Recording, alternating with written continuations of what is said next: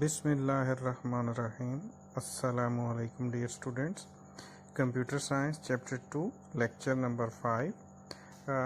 Topics are secondary key, properties of secondary key, and difference between primary key and secondary key.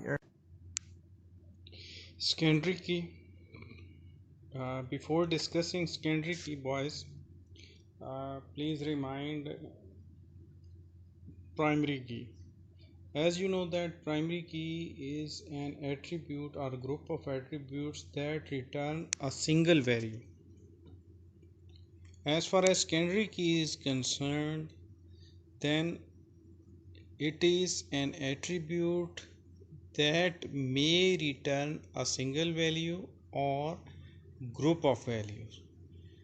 Usually it is non-unique key. Okay, it means that duplication is allowed. Let's discuss its properties.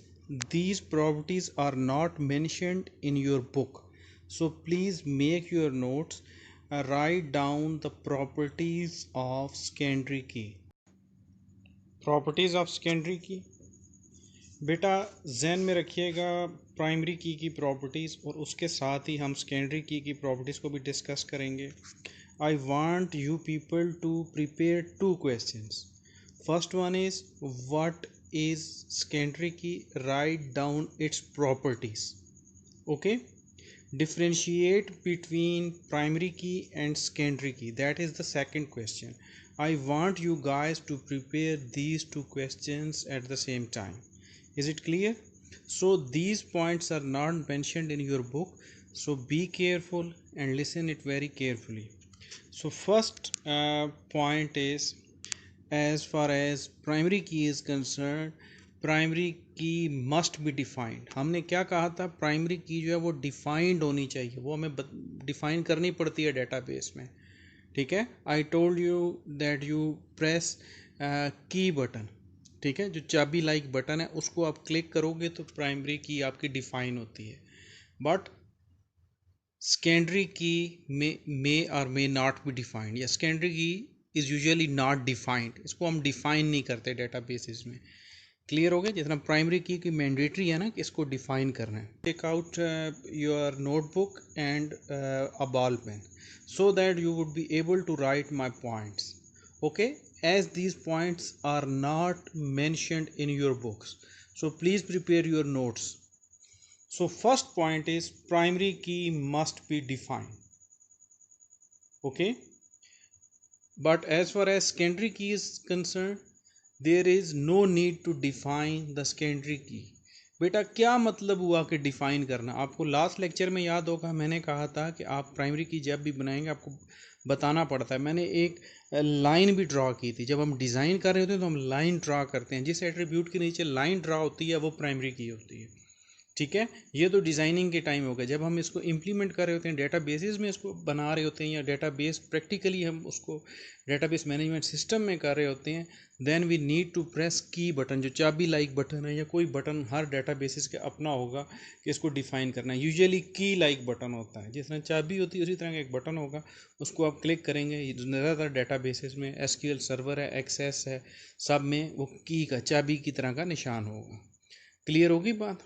ठीक है, तो पहला point है primary की को define कर सकते हैं. प्राइमरी की को डिफाइन करना मस्ट है और सेकेंडरी की को डिफाइन नहीं किया जाता. क्लियर?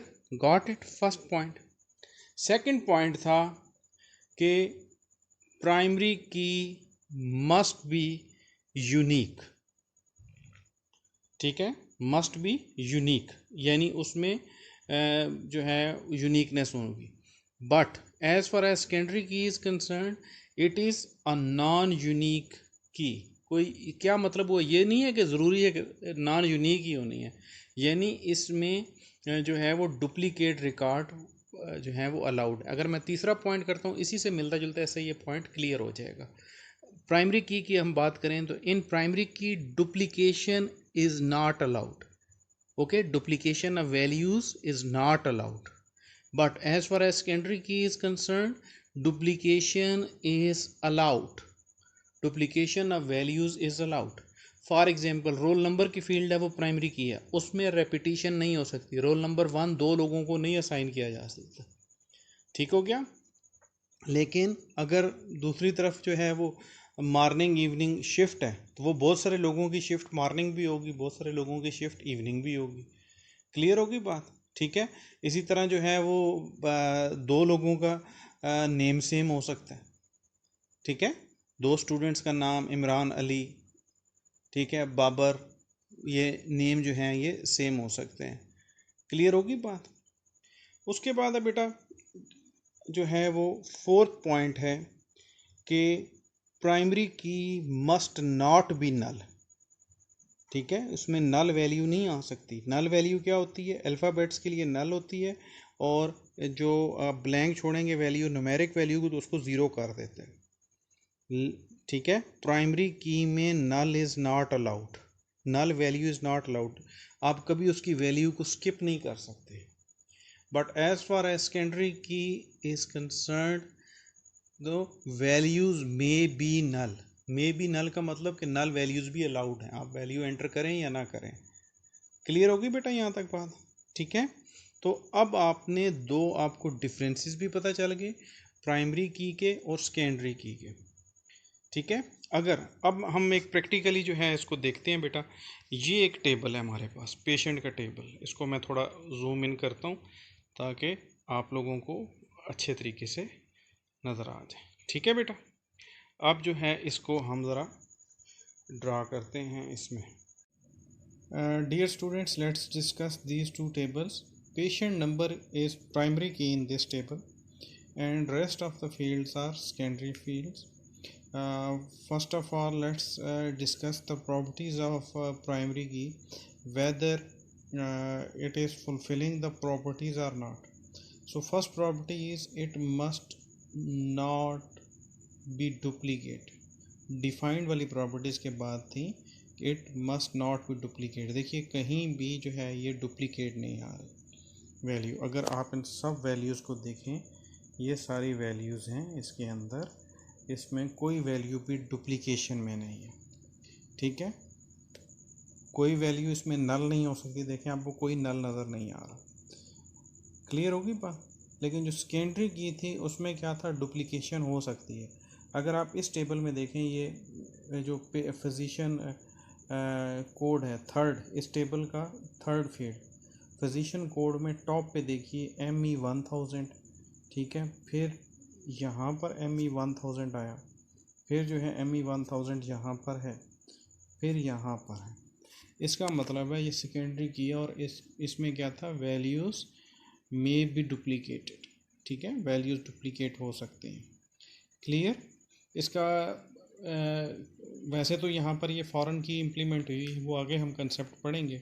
तो यहाँ पे क्या है, फिजिशियन कोड है ME 1000 डॉक्टर आलमगीर, ठीक है, डॉक्टर आलमगीर हैं।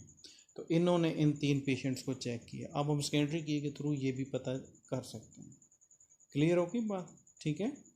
तो नॉर्मली जो है इट इज़ नॉन यूनिक की, अगर ये यूनिक होती तो फिर पेशेंट कोड यहाँ पर दोबारा रिपीट ना होता।